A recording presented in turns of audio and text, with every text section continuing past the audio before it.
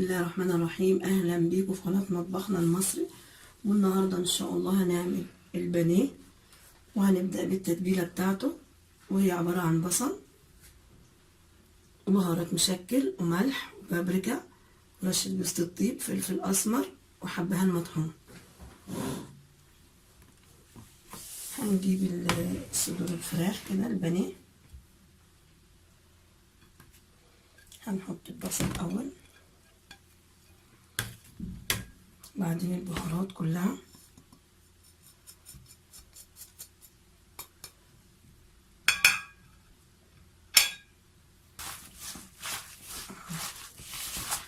قطعة التتبيلة كده مع البصل،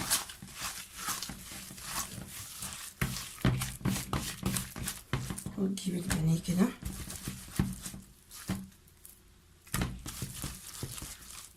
بتتبليه وبتركنيه. وطبعا اي فراخ بيفضل ان هي تتبل قبلها بيوم، او ان شاء الله بالليل وتعمليها تاني يوم، بس عشان الوقت طبعا ممكن ما يكونش هيسعفك، فتعمليها تركنيها ساعة او ساعة بالقليل ساعة.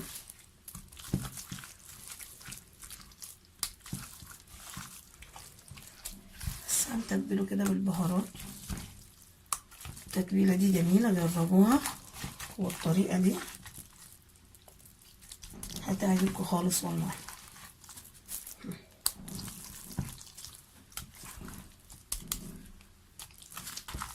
بس هنسيبها كده ساعة او حسب الوقت اللي بيكون عندك يعني، وبعد كده هنرجع نشتغل فيه. ودلوقتي بعد ما سيبنا البانيه في التتبيلة اكتر من ساعة، هنبدأ بقى في القلي. هنجيب البيض نحط عليه حبة فلفل اسمر، ما تكتريش لان البانيه متبل، بس الفلفل الاسمر هنا عشان يمنع زفارة البيض.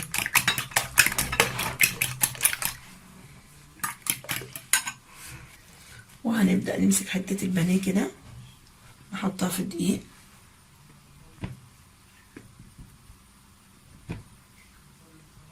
وبعدين البيض،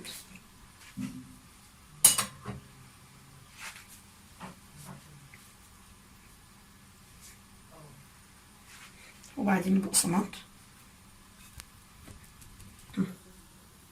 وبنعمل واحدة كمان نحطها في الدقيق الأول وتكبسيها كويس، وبعدين تحطيها في البيض،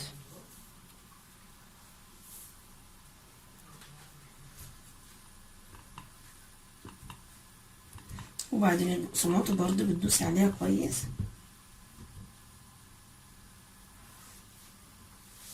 وهنعملهم كلهم بنفس الطريقة كده، وبعدين نبدأ نقلي.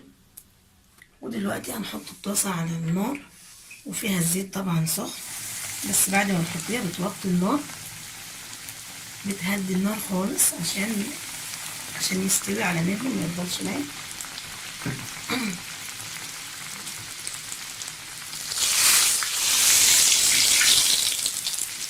يستوي على الناحية دي بنقلبهم على الناحية التانية ونطلعها، وهنكمل ونرجع لكم تاني. وده الشكل النهائي للبانيه، جربوه ان شاء الله هيعجبكم وبالهنا والشفا. واذا عجبكم الفيديو ما تنسوش تشتركوا في القناة وتضغطوا لايك وتفعلوا الجرس، وشكرا.